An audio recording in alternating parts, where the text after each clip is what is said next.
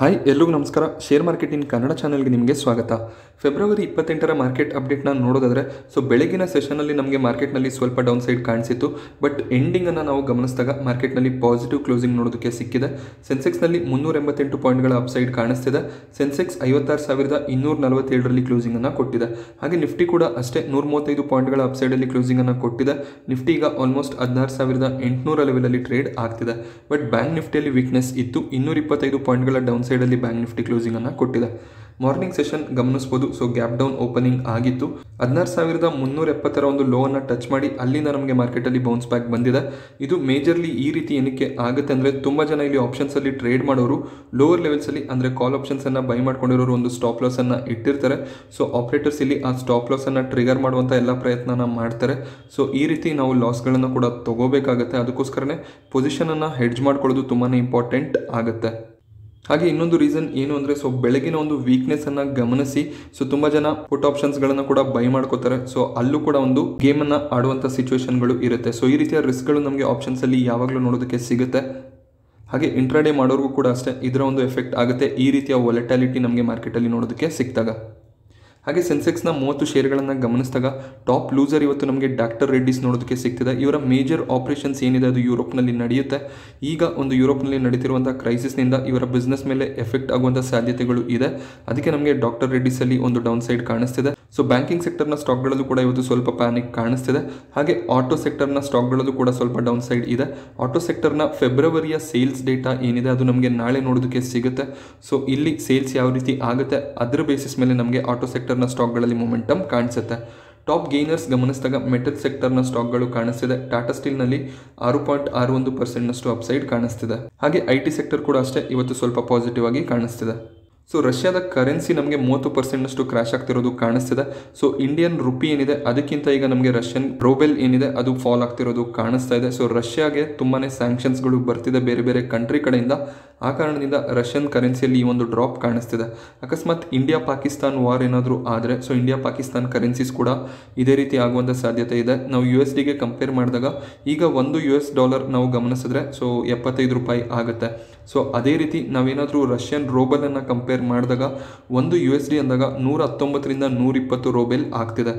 Indian ಕರೆನ್ಸಿಗೆ compare ಮಾಡಿದ್ರು ಕೂಡ ಈಗ ನಮಗೆ ರಷ್ಯನ್ ಕರೆನ್ಸಿ ಫಾಲ್ ಆಗ್ತಿರೋದು ಕಾಣಿಸ್ತಿದೆ. ಈ ಒಂದು ವಾರ್ನಿಂದ ರಷ್ಯನ್ ಎಕಾನಮಿ ಮೇಲೆ ತುಂಬಾನೇ ಒಂದು ಇಂಪ್ಯಾಕ್ಟ್ ಆಗಿದೆ. ಇದರಿಂದ ಅವರು ಯಾವ ರೀತಿ ರಿಕವರ್ ಆಗ್ತಾರೆ ಅದನ್ನು ಕೂಡ ಈಗ ನೋಡಬೇಕಾಗುತ್ತೆ. ಹಾಗೆ ಈ ಒಂದು ಟೆನ್ಷನ್ನಿಂದ ಏನು ಮಾರ್ಕೆಟ್ನಲ್ಲಿ ಫಾಲ್ ಕಾಣಿಸ್ತಿದೆ ಇದೊಂದು ಆಪರ್ಚುನಿಟಿ ಆಗಿರುತ್ತೆ. ನಾನು ಕಳೆದ ವಿಡಿಯೋಗಳಲ್ಲಿ ಕೂಡ ನಿಮಗೆ ತಿಳಿಸಿದೆ. ಈ ರೀತಿಯ ಫಾಲ್ ನಮಗೆ ಬಂದಾಗ ಒಳ್ಳೊಳ್ಳೆ ಬ್ಲೂ ಚಿಪ್ ಸ್ಟಾಕ್ಗಳನ್ನು ಬೈ ಮಾಡ್ಕೋಬೇಕಾಗುತ್ತೆ. TCS, Infosys, HDFC bank, Kotak Mahindra bank ಈ ರೀತಿಯ ಸ್ಟಾಕ್ಗಳನ್ನು ರೆಕಮೆಂಡ್ ಮಾಡಿದ್ದಾರೆ ಇಲ್ಲಿ ಬ್ರೋಕರೇಜ್ಗಳು ಕೂಡ. ಈ ರೀತಿಯ ಸ್ಟಾಕ್ಗಳನ್ನು ಆ್ಯಡ್ ಮಾಡ್ಕೋಬೇಕಾಗುತ್ತೆ. ಹಾಗೆ ಹೈಯರ್ ಲೆವೆಲ್ಸಲ್ಲಿ ನಿಮಗೆ ಈ ಸ್ಟಾಕ್ಗಳು ಕಾಣಿಸಿದಾಗ ನೀವು ಸ್ಟಾಕ್ ಸ್ಪೆಸಿಫಿಕ್ ಅಪ್ರೋಚನ್ನು ಯೂಸ್ ಮಾಡ್ಕೋಬೇಕಾಗುತ್ತೆ. ಲೋವರ್ ಲೆವೆಲ್ಸಲ್ಲಿ ಏನು ಸ್ಟಾಕ್ಗಳನ್ನು ಬೈ ಮಾಡ್ಕೋತೀರಾ ಅದನ್ನು ನೋಟ್ ಮಾಡ್ಕೋಬೇಕಾಗುತ್ತೆ. ಅಕಸ್ಮಾತ್ ಎಕ್ಸಾಂಪಲ್ಗೆ ಇನ್ಫೋಸಿಸ್ ಅಂತ ತಗೊಂಡ್ರು ಕೂಡ ನೀವೇನಾದರೂ 1650ರಲ್ಲಿ ಇನ್ಫೋಸಿಸ್ನ 10 ಕ್ವಾಂಟಿಟಿ ಬೈ ಮಾಡಿದರೆ ಅಲ್ಲಿಂದ ನಿಮಗೆ ಒಂದು 7-8% ಅಪ್ಸೈಡ್ ಕಾಣಿಸಿದಾಗ ಏನು ಕ್ವಾಂಟಿಟೀಸ್ ಆ ಲೆವೆಲ್ಸಲ್ಲಿ ಬೈ ಮಾಡಿರ್ತೀರಾ ಅದನ್ನು ನೀವು 7-8% ಪ್ರಾಫಿಟ್ ಇದ್ದಾಗ ಸೆಲ್ ಮಾಡಬೇಕಾಗುತ್ತೆ. ಹಾಗೆ ನಿಮ್ಮ ಆ್ಯಾವ್ರೇಜ್ ಏನಿದೆ ಅದನ್ನು ಕೂಡ ನೀವು ಬ್ಯಾಲೆನ್ಸ್ ಮಾಡಿ ಅದನ್ನು ನೋಟ್ ಡೌನ್ ಮಾಡ್ಕೋಬೇಕಾಗುತ್ತೆ. ಇದನ್ನೆಲ್ಲ ನೀವು ಮ್ಯಾನ್ಯುಯಲ್ ಆಗಿ ಮಾಡಬೇಕಾಗುತ್ತೆ ಅಥವಾ ಒಂದು ಎಕ್ಸೆಲ್ನಲ್ಲಿ ಇದನ್ನು ಮೇಂಟೈನ್ ಮಾಡ್ಬೋದಾಗುತ್ತೆ ಅಥವಾ ಒಂದು ಡೈರಿಯಲ್ಲಿ ಇದನ್ನು ಬರೆದಿಟ್ಕೊಂಡು ಅದರ ಪ್ರಕಾರ ಒಂದು ಟ್ರೇಡನ್ನು ಕೂಡ ಮಾಡ್ಬೋದಾಗುತ್ತೆ. ಇದು ಎಲ್ರಿಗೂ ಅಪ್ಲಿಕೇಬಲ್ ಆಗೋದಿಲ್ಲ. ನಾನು ಎಲ್ರಿಗೂ ಇಲ್ಲಿ ಹೇಳೋದಿಲ್ಲ ಅಂದರೆ ನೀವು ಪ್ರಾಫಿಟ್ ಬುಕ್ಕಿಂಗ್ ಮಾಡ್ಕೊಳ್ಳಿ ಅಂತ. ಇದು ನಿಮ್ಮ ಮೇಲೆ ಡಿಪೆಂಡ್ ಆಗಿರುತ್ತೆ. ನೀವು ಕ್ಯಾಶ್ ಮ್ಯಾನೇಜ್ಮೆಂಟ್ ಮಾಡಬೇಕು ಅಂದಾಗ ಈ ರೀತಿ ಮಾಡ್ಬೋದಾಗುತ್ತೆ. ಬಟ್ ತುಂಬ ಜನ SIP ಮಾಡ್ತಿರ್ತೀರ ಲಾಂಗ್ ಟರ್ಮ್ಗೆ ಅಂದರೆ 15-20 ವರ್ಷಕ್ಕೆ SIPಯನ್ನು ಮಾಡ್ತಿರ್ತೀರ ಅಥವಾ ಡಿಪ್ ಸಿಕ್ಕಿದಾಗ ಸ್ಟಾಕ್ಗಳನ್ನು ಬೈ ಮಾಡ್ತಾ ಹೋಗ್ತಿರ್ತೀರ. ಬಟ್ ನಿಮಗೆ ಸೆಲ್ ಮಾಡುವಂಥ ಉದ್ದೇಶ ಇರೋದಿಲ್ಲ. ಅಂಥವ್ರು ಇಲ್ಲಿ ಸೆಲ್ ಮಾಡಬೇಕು ಅಂತ ಯಾವುದೇ ಒಂದು ರೂಲ್ಸ್ ಇಲ್ಲ. ನೀವು ಲಾಂಗ್ ಟರ್ಮ್ಗೆ ಡಿಪ್ಗಳಲ್ಲಿ ಬೈ ಮಾಡ್ತಾ ಹೋಗ್ಬೋದಾಗುತ್ತೆ.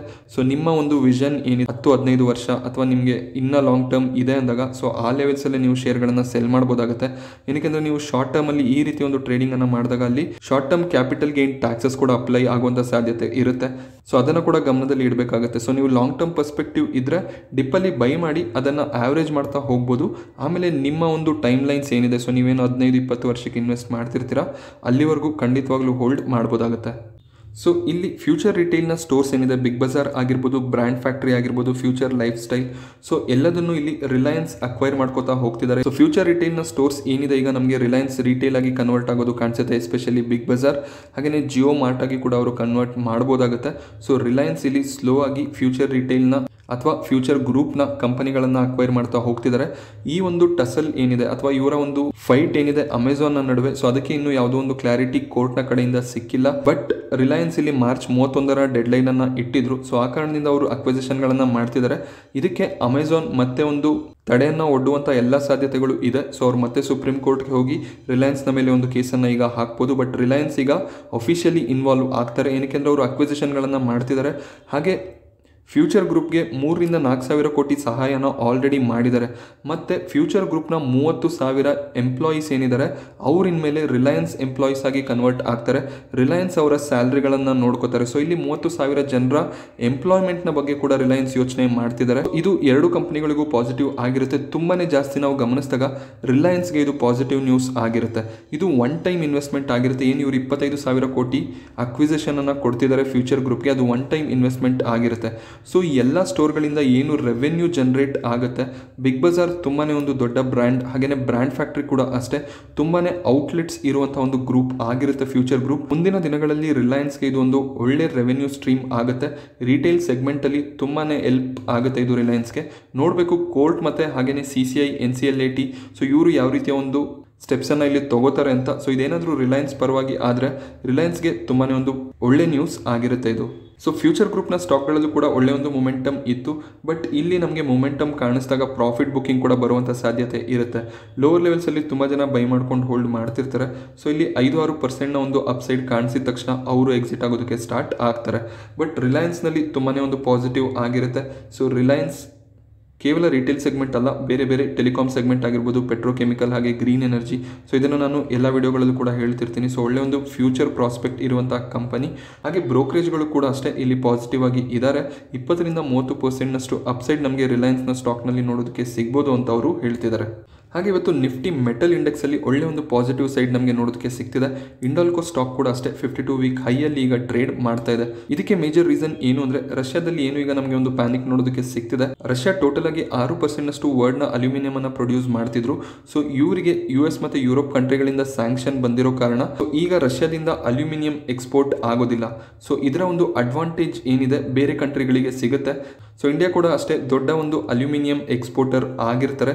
ಸೊ ಈ ಒಂದು ಲಾಭ ಇಂಡಿಯನ್ ಕಂಪನೀಸ್ಗೆ ಸಿಗ್ಬೋದು. ಇಂಡಾಲ್ಕೋ ಅತಿ ದೊಡ್ಡ ಒಂದು ಅಲ್ಯೂಮಿನಿಯಂ ಎಕ್ಸ್ಪೋರ್ಟರ್. ಸೊ ಇಂಡಾಲ್ಕೋಗೆ ಇದರ ಒಂದು ಅಡ್ವಾಂಟೇಜ್ ಸಿಗುವಂಥ ಸಾಧ್ಯತೆ ಇದೆ. ಸೊ ಕೇವಲ ಅಲ್ಯೂಮಿನಿಯಂ ಅಂತಲ್ಲ, ಸ್ಟೀಲ್ ರಿಲೇಟೆಡ್ ಕಂಪನಿಗಳಿಗೂ ಕೂಡ ಇದೊಂದು ಪಾಸಿಟಿವ್ ನ್ಯೂಸ್ ಆಗಿರುತ್ತೆ. ಸೊ ನೋಡ್ಬೋದು ಈಗ ಇಂಡಾಲ್ಕೋ ನಮಗೆ 572ರಲ್ಲಿ ಟ್ರೇಡ್ ಆಗ್ತಿದೆ. ಇವತ್ತು ಒಂದೇ ದಿನ ಇಲ್ಲಿ 7% ಪಾಸಿಟಿವ್ ಸೈಡ್ ನೋಡೋದಕ್ಕೆ ಸಿಗ್ತಾ ಇದೆ.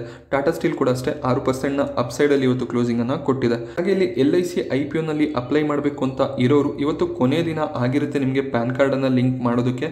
ಸೊ ಇವತ್ತು ನೀವು ಅಪ್ಲೈ ಮಾಡಿಲ್ಲ ಅಂದರೆ ನೀವು ಪಾಲಿಸಿ ಹೋಲ್ಡರ್ ಆಗಿ LIC IPOನಲ್ಲಿ ಅಪ್ಲೈ ಮಾಡೋದಕ್ಕೆ ಆಗೋದಿಲ್ಲ.